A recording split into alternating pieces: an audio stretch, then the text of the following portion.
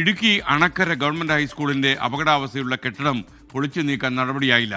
കഴിഞ്ഞ 3 കൊല്ലമായി ഫിറ്റ്നസ് ലഭിക്കാത്ത പഴക്കം ചെന്ന കെട്ടിടത്തിലാണ് ഓഫീസും സ്റ്റാഫ് റൂമും പ്രവർത്തിക്കുന്നത്. ജില്ലാ പഞ്ചായത്തിനോട് പൊളിച്ചു നീക്കണമെന്ന് ആവശ്യപ്പെട്ടിട്ടും യാതൊരു നടപടിയും ഉണ്ടാകുന്നില്ല.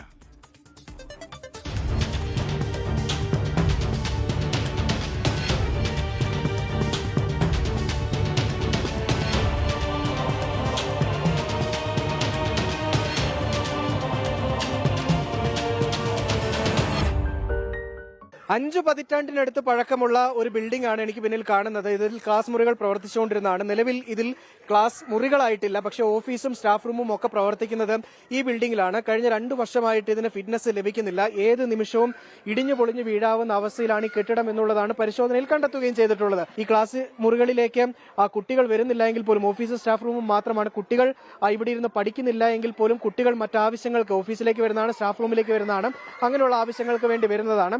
അതും ഒരു ആശങ്കയായി തന്നെ നിലനിൽക്കുകയാണ്. പുതിയ കെട്ടിടം ഇവിടെ പണിയുന്നുണ്ട് എന്ന് പറഞ്ഞാൽ പോലും അത് 6 വർഷമായിട്ട് പൂർത്തീകരിക്കാൻ കഴിഞ്ഞിട്ടില്ല.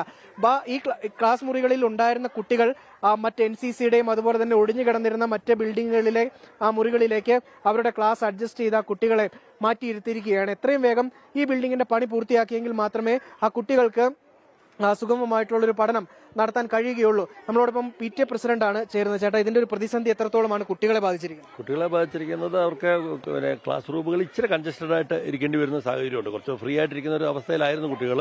അപ്പോൾ ഇത്രയും ക്ലാസ് റൂം 8 ക്ലാസ് റൂമോളം കുറഞ്ഞിരിക്കുന്നതുകൊണ്ട് അതിൻ്റെതായ ഒരു ബുദ്ധിമുട്ട് അധ്യാപകർക്കാണ് മെയിൻ കേട്ടോ. കാരണം വെച്ചാൽ ഓരോ വിഷയങ്ങൾ വരുമ്പോൾ കുട്ടികളെ അങ്ങോട്ടും ഷിഫ്റ്റ് ചെയ്യേണ്ടി വരുന്നു. കാരണം വെച്ചാൽ ലാംഗ്വേജ് അനുസരിച്ചൊക്കെ കുറേ അഡ്ജസ്റ്റ്മെന്റ് ഒക്കെ ചെയ്താണ് ക്ലാസ് നടത്തുന്നത്. ഇതാണ് നമ്മുടെ ആവശ്യം.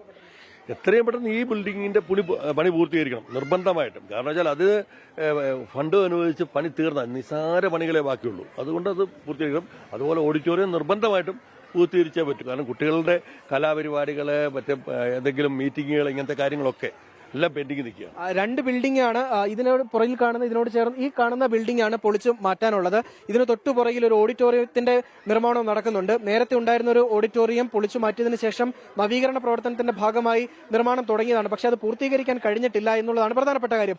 നിലവിൽ എന്തായാലും ആശങ്കയായിട്ട് നിൽക്കുന്നത് ഈ ബിൽഡിംഗ് ആണ്. അത് എത്രയും പെട്ടെന്ന് പൊളിച്ചു മാറ്റുക, പുതിയ ബിൽഡിംഗിന്റെ പണി അത് എത്രയും പെട്ടെന്ന് പൂർത്തിയാക്കി കുട്ടികൾക്ക് ആ ക്ലാസ് മുറിയിൽ ഇരുന്ന് പഠിക്കാനുള്ള അവസരം ഒരുക്കി കൊടുക്കുക എന്നുള്ളതാണ് ആവശ്യം. അതിന് മുൻകൈയെടുത്ത് നടപടി സ്വീകരിക്കേണ്ടത് ജില്ലാ പഞ്ചായത്താണ്. അത് എത്രയും പെട്ടെന്ന് ഉണ്ടാകണം എന്നുള്ളതാണ് ആവശ്യവും. സുമിത്രൊപ്പം രാഹുൽ വിജയൻ, 24 ഇടുക്കി.